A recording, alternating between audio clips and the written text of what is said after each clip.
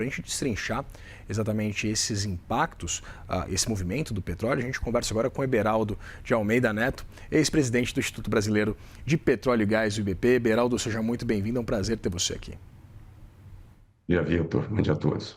Beraldo, eu queria perguntar exatamente sobre os riscos de se a gente parar para pensar em diversos cenários. A gente já tem o preço do barril do petróleo bastante pressionado há algum tempo, pelo menos desde o início de março, né? O final de fevereiro, início de março. Eu queria entender exatamente o quanto o mercado demoraria e se haveria alguma possibilidade de adaptação a esse cenário, o cenário atual a manutenção do Estreito de Hormuz fechado. Evidentemente, eu queria entender se há uma capacidade de algum tipo de mudança do ponto de vista de produção.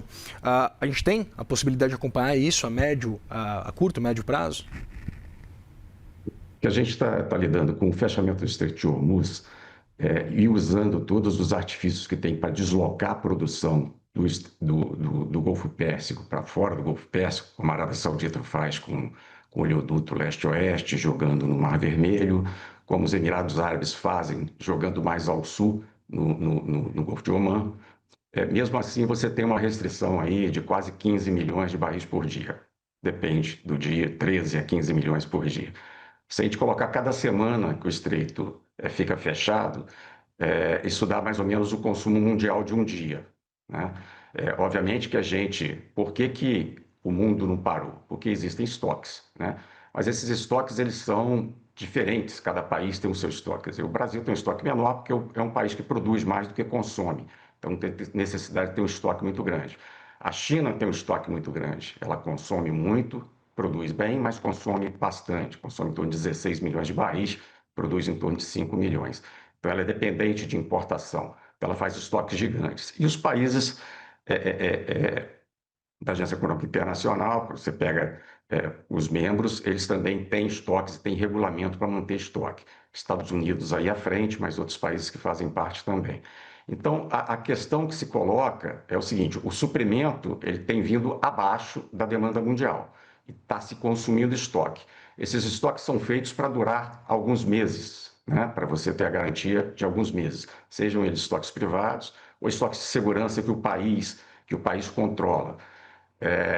Então, quanto tempo vai durar a guerra? Essa que é a grande questão, né? A gente vê que é uma guerra assimétrica, que se dá no Golfo Pérsico, então o Irã ele sofre as consequências, os países do entorno também, os Estados Unidos estão bem distantes, mas os Estados Unidos têm a pressão de ser uma democracia, a opinião pública fala alto, coisa que o Irã não se importa muito para a opinião pública. Então, tem também assimetria no lado da pressão interna em cada país.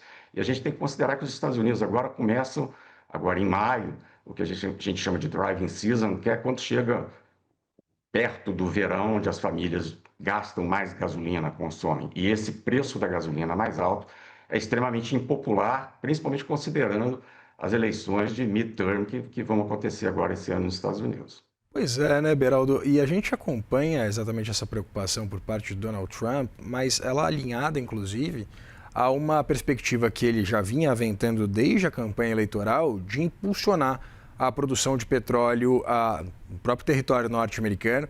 A posteriori, acompanhamos essa incursão de Trump, das Forças Armadas norte-americanas, naquela retirada e derrubada do ditador da Venezuela, Nicolás Maduro.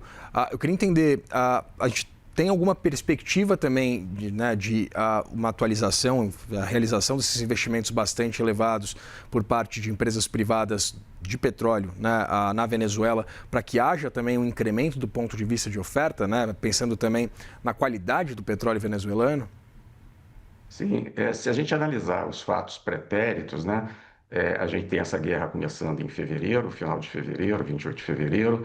Em 3 de janeiro, ou seja, um pouco antes, praticamente 2 meses antes, teve a captura do ditador da Venezuela, do Maduro, que está nos Estados Unidos. E se a gente voltar um pouco mais, em agosto do ano passado, teve um encontro no Alasca entre o Putin e o Trump. Obviamente que o assunto Venezuela foi tratado, apesar da imprensa não colocar, obviamente que é uma questão interna, porque a Venezuela, toda a parte militar da Venezuela, é treinada por russo, equipamentos russos, né, todo o material bélico russo. Então, essa conversa Trump-Putin, na minha visão, se tratou também, não tratou só de Ucrânia, tratou de Venezuela. E se a gente colocar um pouco antes, em abril, 24 de abril do ano passado, houve uma explosão muito grande num grande porto iraniano, que é responsável por mais de 65% das transações do país, e foi na área de químicos, e o que se diz, né, na imprensa que era combustível para foguete, para míssil que tinham recebido da China. E houve uma explosão, chegou a atingir mais de 1.000 pessoas, houve mais de 50 mortos e teve uma paralisação importante. Ou seja, isso denota para a gente que os países, ou seja, toda a parte de inteligência, já estavam atuando há mais tempo, se preparando possivelmente para um conflito, talvez não imediatamente agora, como aconteceu em final de fevereiro, que não deu tempo de você destravar a produção na Venezuela. O que a gente tem visto na Venezuela, conforme você falou, empresas privadas. A Chevron já estava lá há mais tempo e ela tem trabalhado e tem aumentado a produção. As demais, como a Exxon, Conoco e outras grandes empresas que estavam no passado e que saíram quando Chávez tomou os ativos dessas empresas americanas e elas entraram na justiça e estão até hoje lutando, essas empresas, a princípio, elas recuaram naquele primeiro encontro com Trump, mas agora já mandaram emissários, já conversaram com o governo venezuelano, já houve abertura de um voo comercial entre Miami e Caracas, né? E esse é o início. E aí empresas de serviço já começaram aí a tentar se estabelecer na Venezuela. É óbvio que isso é uma questão de médio e longo prazo, né?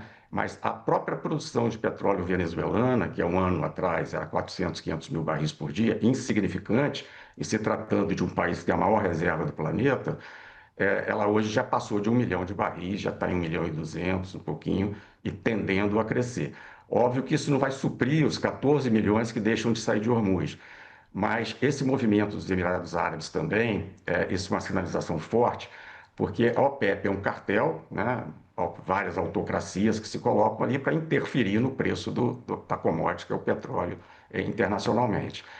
A Arábia Saudita, há algum tempo, ela não estava conseguindo se financiar somente com o dinheiro do petróleo, estava usando as suas reservas, que são gigantescas, para poder tocar os projetos de modernização no país. E se estima que o petróleo teria que estar em torno de $90, 85 a 90, para poder equilibrar despesas e receitas na Arábia Saudita. E a Arábia Saudita ela comanda não só a OPEP, como a OPEP+, que aí ingressa a Rússia. E Arábia e Rússia são responsáveis por mais da metade da produção da OPEP+. Então, são dois países que têm um peso grande. E são dois países que estão ganhando muito dinheiro com esse petróleo mais alto, né? Enquanto os outros são submetidos a cotas, a Arábia Saudita e a Rússia, de fato, não participa da OPEP, mas da OPEP+, e ela tem lá, de certa maneira, produzido o máximo. A sanção que tinha, que dava um desconto no petróleo russo, deixou de existir. Os Estados Unidos tiraram essa sanção exatamente por conta dessa questão no Estreito.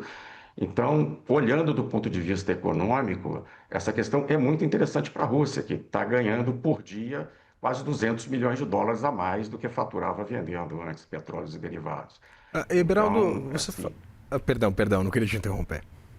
né? Então, assim, essa questão dos Emirados Árabes saírem, obviamente que tem uma série de outras questões aí, de posicionamento geopolítico contrário à Arábia Saudita, tem uma questão de uma amizade que tinha entre os dois soberanos e que estremeceu há alguns anos atrás.